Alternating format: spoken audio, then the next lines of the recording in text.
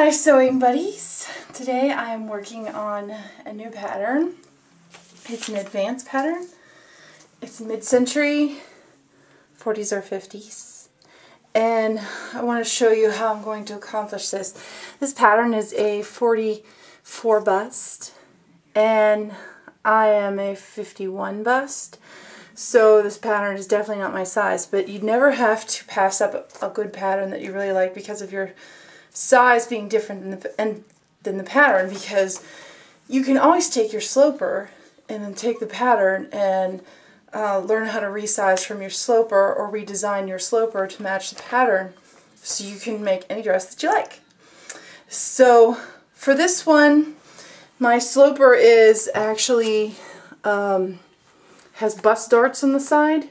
This pattern does not. It takes the extra material that was in a bust dart on the side and puts it around here on this curve and gathers. So what we need to do is teach you guys how to take a bust dart and turn it into gathers here. So I'm going to show you my sloper and how I did this. Hold on a second. Okay, so here's my sloper.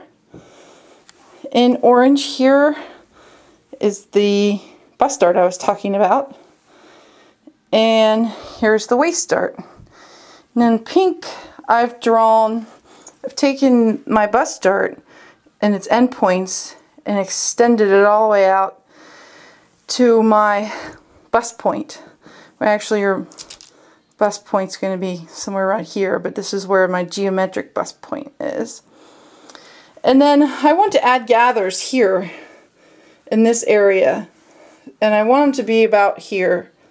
I took the original pattern, if you've ever seen a mid-century pattern, it's unprinted, and I laid it on top of my sloper, and these two dots here, this big dot here, this big dot here, are actually the center front. So you could see my sloper is going to need this piece added on here because this is a button front. My sloper is a seam front. So I laid it on top here, and I marked myself where they have this construction point, and there are gathers on the pattern between this notch and this notch. So I copied this notch here, and I copied the curve that I'm going to use. Then I took my armpit and moved it up to my sloper pattern.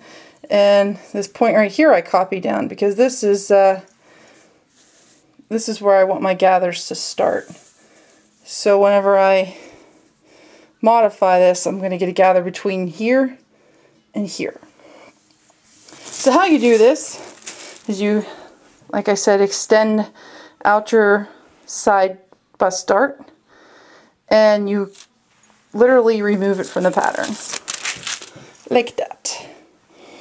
Okay, now with it removed from the pattern, you run a cut just from this point here all the way up to the point where you want to add in extra material.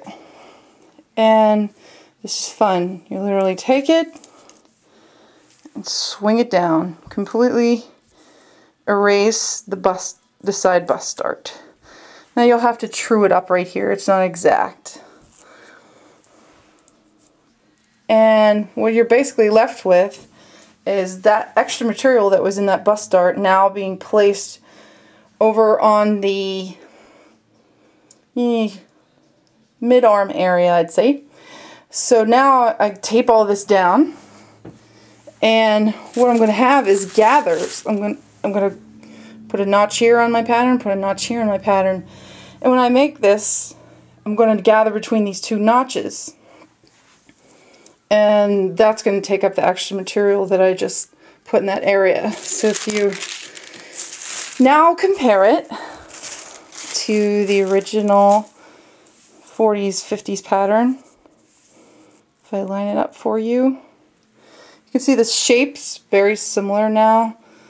Ignore this top part. I have to make the yoke. So now I have a dart matching there, or a construction point matching there. I'm going to fill this in with paper, this hole. I'm going to put a construction point right here. And I'm going to gather from here to here, or actually here to here, these 2 points, whenever I make this. So that's how you get rid of a side bust dart to make bust gathers on a yoke. So if you want to actually see what the yoke looks like on this pattern, this pattern is really unique. It has a yoke combination collar. They're one piece. So I'm going to copy their collar yoke piece. It goes on, this is a little neck piece. I'm going to place it up against my sloper so you're going to see what I'm going to do next. Let me look at this. Times when you're looking at these things, it gets really confusing. Okay, because they're not printed. So here's how it would match up with my sloper. That is the shoulder, and that piece extending off the back is actually the back collar. So if I line it up with my sloper, it's pretty close, right? And then underneath of it, I've already worked out where this is going to go. There's only a 1/2 inch seam allowance. So now basically I'm going to take this pattern piece here and just retrace it because it's going to fit on my bottom half sloper. The top half of this 50s pattern pretty much matches my sloper perfectly, shoulder wise and everything else. So I'm just going to reuse this as is and take this new piece that I created to match my bust size and sew together a test bodice. The material I'm working in is here. Beautiful Alexander Henry 2006 print. It's a pretty Asian print. So I'll let you guys know what it looks like. If you are interested in seeing the finished project, just go on over to sewmisunderstood.blogspot.com and check out how I finished this pattern. But it's basically how we would do it. Happy sewing!